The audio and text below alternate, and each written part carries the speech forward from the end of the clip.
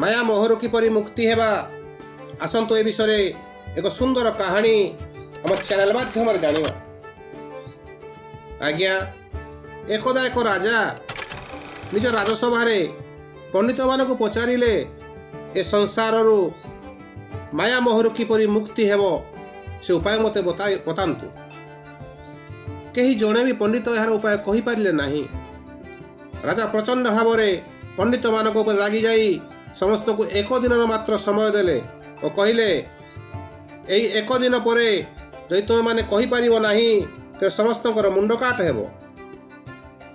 ଆଜ୍ଞା, ପଣ୍ଡିତମାନେ ପ୍ରମାଦ ଗଣିବାକୁ ଲାଗିଲେ।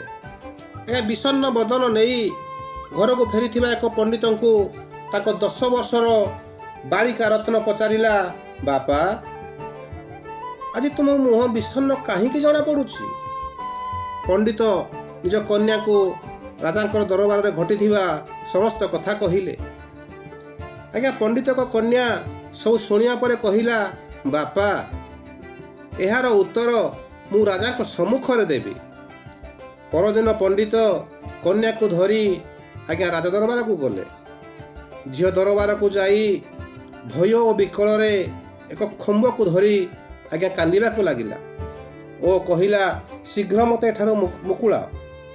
ଆଜ୍ଞା, କାନ୍ଦି କାନ୍ଦି ଚିତ୍କାର କରି କହୁଥାଏ, ମୋତେ ଶୀଘ୍ର ଏଠାରୁ ମୁକୁଳାଅ।